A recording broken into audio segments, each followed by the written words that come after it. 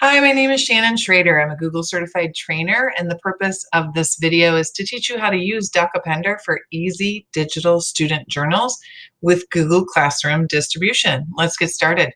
docAppender makes digital student journals quick and easy in just 10 steps. We're going to follow these simple steps to quickly and fluidly collect student reflection journals or any other information using Google Docs, Google Forms, docAppender, Google Form add-on, and Google Classroom. docAppender feeds the information collected in Google Forms to Google Docs that you specify. We know Google Forms feeds information to a Google Sheet, but this feeds it to specific Google Docs. So your first step is to create a folder with your documents for each of your students. Name each document the name of your student and be sure to name the folder with precision. Step 2 is to create a Google form. You want the first question in your Google form to be student name, and you want to use checkbox style. You must use checkbox, multiple choice, or drop-down style for docAppender to work properly. Step 3, provide journal prompts and a drop-down style question, and then add a paragraph style question for the journal response. As a pro tip, I like to add a linear scale question for quick formative feedback on my students' perceptions about reading. So let's just take a quick look at what that looks like so far. Over here I have my folder with my student documents, student A, student B, student C. You of course would use the student names, and then I've created the form that I just mentioned, and in that form we have student name with checkbox style as the first type of question, and then I've created a journal prompt as a drop-down style question. My students will be able to choose any of these prompts, and then where are they going to answer the prompt? They're going to answer the prompt in this question, which is a long answer text or paragraph style question. And then finally, as my pro tip, I like the linear scale here. I want to know if my students are enjoying their book or if they are struggling and they need a new book. So that's what the basic form looks like. And now you see the documents in my Google folder. So let's go back to our steps. Step 5 tells us to activate docAppender in the Google form. We're going to follow the snowman, the 3 dots menu, click add-ons, docAppender. It's free, and approve any permissions. I'll show you that in just a moment. And step 6, we're going to click the puzzle piece, docAppender, and the side menu will open. We're going to just simply follow the prompts in the side menu and select the target folder. We want to make sure name is the doc picker question, and I'll demonstrate that for you in just a second. Uncheck include all of the above. Save and populate the selected question and click next. Now I know this sounds a little confusing, but you'll see it in just a moment. Continue to follow all of the side menu prompts in step 7. Timestamp, journal prompt, any other information you want fed to the document. I prefer rows in a horizontal table. This creates a journal layout, and save changes. Step 8, you're going to share that Google form to Google Classroom for your students to complete. And then in the Google form, simply click send, copy and paste the link, and post it to your Google Classroom. Now let's see what that looks like in real time. So here we have a Google form. And again, your directions were to go to the snowman and go to add-ons. And that's going to bring you to the add-ons menu. Here you're going to just click doc or search docAppender, and it should pop up for you.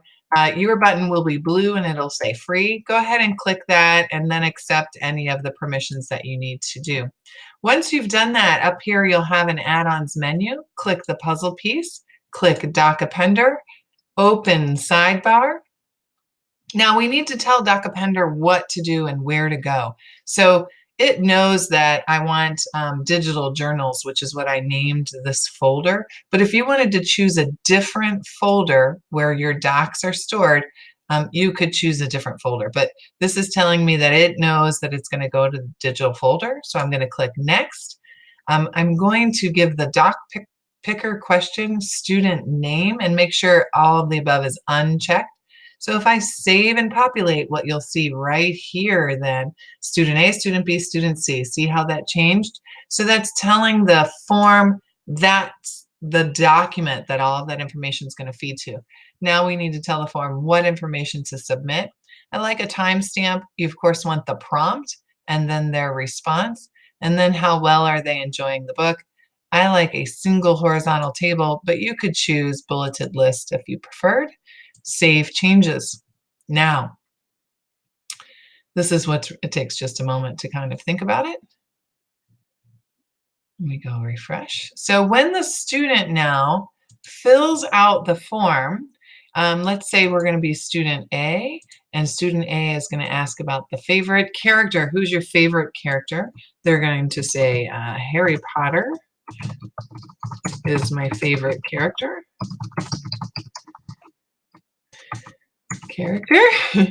And then, oh, they love the book and look forward to reading it. And then they could have a copy sent to themselves. So they're going to submit it. Now, this is what's really great. Let's go over to student A. Boom, right there. It filed in, it told the information from the Google form to come to this specific Google Doc, which is terrific. Now, you also can see the responses here.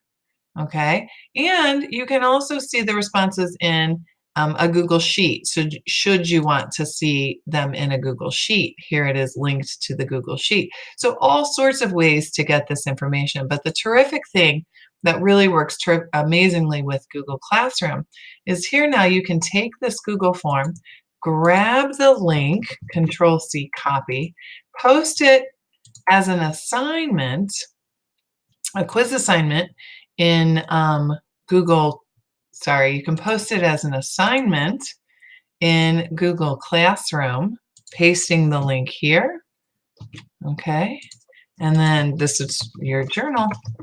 Instruct the students how to fill it out, assign it, and then the students have access to that assignment, right? Ready to go. And so they will be able to fill out that form, of course, and get the information. So you'll be able to have it. They also could, as a pro tip at the end here, you also could have your students you could share the document with your students, and they could turn it in as a separate assignment in Google Form. And watch as their responses funnel in. Share the document with the student. Have them turn that document in as a separate assignment, and you can provide them with feedback within Google Classroom. You could, of course, type right on the document if you shared it with them as well, and they could see your feedback. So celebrate, because you've just streamlined digital journals in really very few steps. And all of a sudden now you'll have these incredible journal reflections that everybody can access easily. And it shows a nice time progression of your students thinking as they grow through the year. So if you have any questions, feel free to tweet me at @SchraderTeach. And I hope that you found this helpful.